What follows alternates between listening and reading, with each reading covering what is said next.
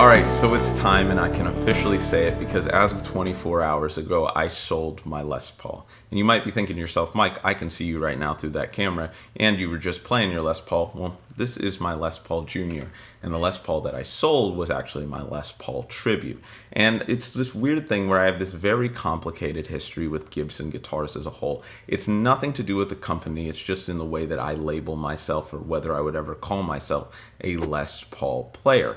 And a year ago, I never would have thought I would have made that decision to sell my Les Paul because of that complicated history. I've had like 3 or 4 Gibsons in my life. They've all been Les Pauls. And for the most part, I've gotten really excited when they came out of the box or when I bought them. And then once I got to playing them, they didn't get enough use, and I would either return them or sell them very quickly. And so I really thought that that would be the Les Paul that I finally keep for the long run. That would be the one that I would use. And every single time I opened it, I would just actively think to myself, this Les Paul Tribute is the best bang for buck Gibson that they have on the market. And I'm not talking about just sound wise, because I'm not here saying that it sounds better than like a 50s reissue or whatever Gibson's doing in their custom shop, because I've never even played any of those guitars. I've never even touched them.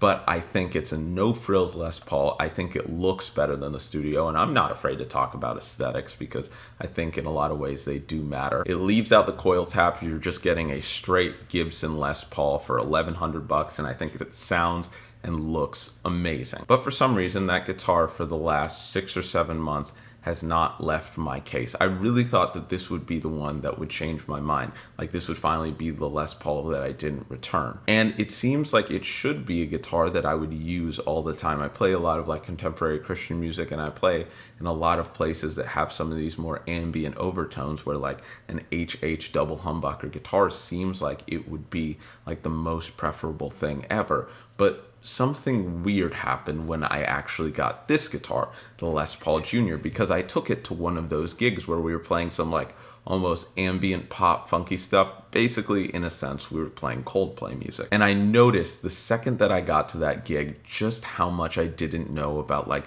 dynamics and tone, and just how difficult it would be to use this guitar in that setting. Like, I'm so used to this thing just being the classic rock thing, which is the first place I heard it was actually in a country setting. Keith Urban was using it. He's one of the best guitar players on the planet. But the more and more I learned about using this guitar, I was like, wow, this thing can teach me so much about the actual intangibles of being an electric guitar player, like dynamics, how hard you need to push, where you need to play. So when I noticed that I wasn't using this guitar anymore, I was like, I have 2 Gibsons in this room, both of them that I don't use, one of them that I think is amazing, one of them that actively frustrates me because I came after that gig just thinking like, this guitar is going to take a lot of work to master. I was like, maybe it's time that I make a bigger decision. And here's kind of what I did. It was right before I went and saw Barbenheimer. I called up one of my friends on the phone and I said to him, hey, I have 2 Gibsons that I don't use and I'm thinking of selling one of them. And his immediate thought to tell me, love him to death, but he was like, okay, so how much are you going to be selling the LPJ for? And I'm like, I'm actually not, because he was telling me the Les Paul Tribute can do so much more. It's so much more versatile. And I was like, I'm not going to argue with you on that. I do think at first look it is a more versatile guitar. When you think about how much I can potentially learn from using this guitar and from actively trying to master it, I think the upside is like way higher than the Les Paul Tribute. And I keep saying that over and over again because every time I pull out this guitar, every single time I play it, I feel like I'm inspired to do new stuff, and I actively want to be the guy who shows up to a gig. Because when I first pulled this guitar out of the box, I remember saying to one of my friends, I know this guitar has so many limitations. I know I won't be able to bring it to a jazz gig. I know I won't be able to do funky stuff on it. And he's like, Mike, why are you saying that? I've seen guys bring this to a jazz gig. I've seen guys use this for funky stuff. And I was like, really? He's like, you have to know how to use it. I don't know why at the time I didn't learn how to use it. I just assumed, like I always do, that different guitars are just for different genres and you have to cut it off at that. I assumed that this guitar was just for the classic rock stuff.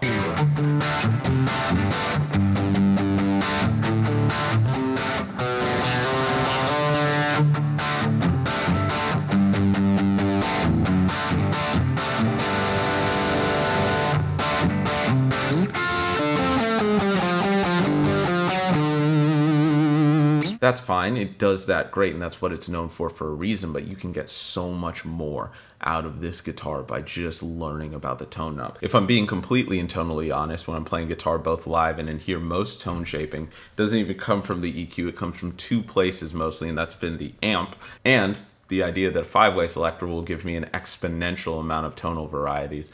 But we gotta live, we gotta learn, we gotta grow. I'm not saying I'm gonna stop using Strats, because this thing literally slaps. But I want to get out there and I want to learn more. All I'm saying is I want to bring this thing to a jazz gig. So currently I'm too scared to go to a jazz jam, so I decided to ask the master, my friend Sean, who's an incredible jazz guitar player. And yeah, let's see what this thing can actually do.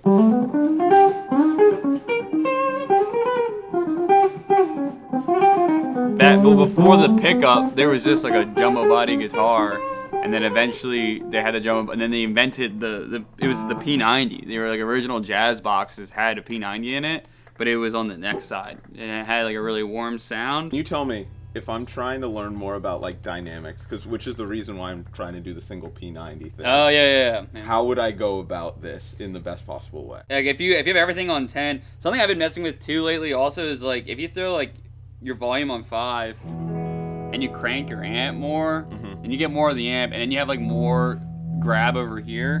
But also too, it's like it's all like in your right hand, like versus, you know, there's a lot going on right there.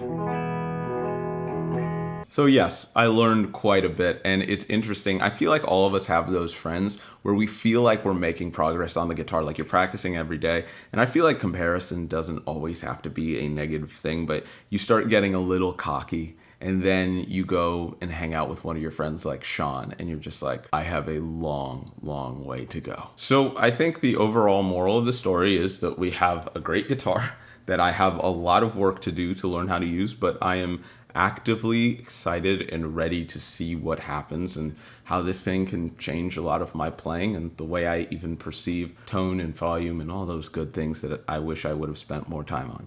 Anyway, thank you so much for watching this video. It's been so much fun just after having taken this out of the case to really get to know it and to get to use it and just see like what tones I can actually get. If you want to know anything more about this guitar, I got it from the homies at Sweetwater. The links are in the description. It's one of the best ways to support the channel if that's something you want to do, or if you're just curious about any of the tones or any of the people in this video, make sure to check it out. Like and subscribe if you had a good time, and most importantly, most important of all, have a fantastic day.